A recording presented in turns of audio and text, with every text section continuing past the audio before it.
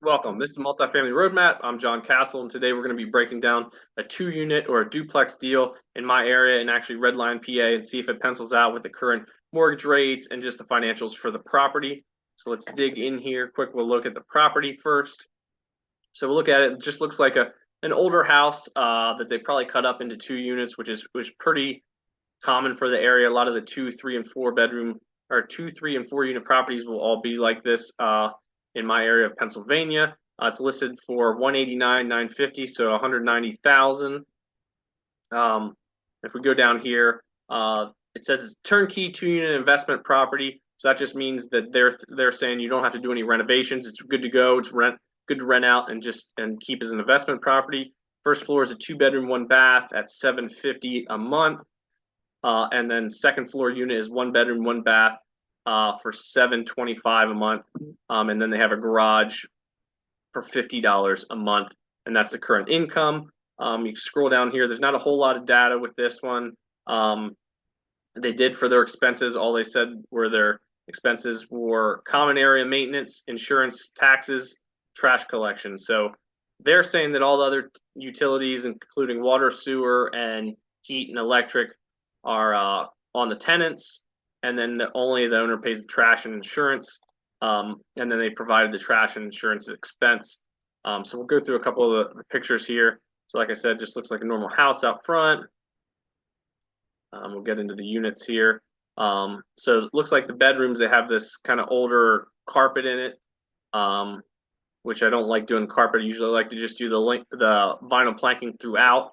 Like the And there's the attic there. So that is an unfinished attic. You could probably use that as an extra bedroom, but they probably just can't list it as such. So here's a bedroom that they did do the vinyl plank flooring, and it looks way better. If they just did that throughout, it'd look much better. They did that in the kitchen as well. Kitchen looks fine. Nothing too crazy, just your standard kind of rental unit.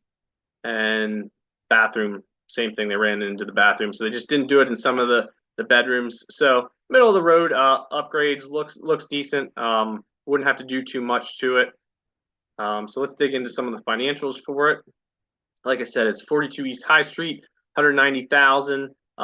If you're getting a loan on this, you get probably 25. You'd have to bring 25% down, so you get a 75% loan to value loan at 7%, which is the current rates now, and then for about 30 years. And even with that, so the current rent $750 for the 2 bedroom, $725 for the 1 bedroom. My estimates I'll go over here shortly, but I think it's safe that you could probably get that 2 bedroom up to 1,100, maybe a little bit lower than that since they're covering all the utilities. But we'll leave it at that for now. And then the 1 bedroom up to 850 if the other unit looks just like this one does. So other income, the garage $50 a month now. I think you could get that up to $75 a month. So it's a little bit of boost there, extra $25 per month. The vacancy is rising across the country right now.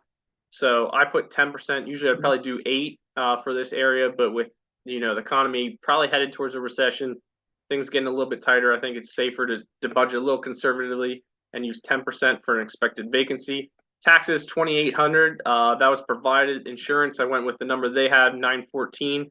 That could probably actually go up significantly this year because insurance has been going up and blowing up. Property management, I use 10%. Generally in the area, you'll get anywhere from 7, 8, 9, or 10%. But if you budget for 10%, then that includes kind of the turnover costs and everything like that. A lot of the property management companies will require they'll take the first month's rent when placing a new tenant, so you kind of want to wrap that higher. Maintenance, usually I do about $500 to $800 per unit, depending on the class of the property. For this one, it looks like a little bit older, so I did $700 for the 2 units to bring me to $1,400. And then CapEx is for all the big ticket items. I usually do $200 to $400 per unit if it's not. And then if I don't have any, if I don't actually go in and pencil out each item, like the HVAC and the roof, see how much life they have left, what it would cost to replace, then you can get a real accurate number that way. But if you're just doing quick numbers, it's easy to do. I did $400 per unit because it's a little bit older building. Contract services, so that could be like pest control, snow, grass. I put in $350 for basically snow shoveling, and lawn care for the property. Other miscellaneous expenses, I always like to include a couple hundred here. Just for, that could be anything, could be, lawyer, local fees that are specific to this property, stuff like that. And the listing said that the tenants carry all the other expenses except for trash, so I included the trash expense that they included here. And then just for the rents, quick looking at it. This is from apartment.com. It's kind of standard one, not too far off. Maybe a little bit better than the units that we have. But the one nice thing about this one is it is in like an apartment complex. So tenants will value that a little bit more than just a duplex in a neighborhood. So even there, the 2-bedroom was rented at $1,200 per month, and it's only 600 square feet. So that's probably pretty comparable. They just probably have the tenant covering less of the expenses there, so they can charge a little bit more in rent. So I think 1,100 was a safe assumption. And here's just from rentometer.com, average for 2 bedrooms in the area. So, a lot of the 2 bedrooms are getting 1,200, 1,300 range. So that's just kind of what I went by for that, to just give a quick estimation. And then if you look at the numbers here, you have the current rent, and then vacancy takes that off. Then the other income, $600 a month, brings you to gross income of $16,530. And then there's all our expense figures, including property management. And that total expenses come to almost 8,800. Gives an expense ratio of 58%, which is seems about right for this kind of property. Older property, probably C class. And then here I also did the potential if you updated the rents, assuming that you're not even putting any more money in to get those rents up there with renovations. You're still running at 48% expense ratio.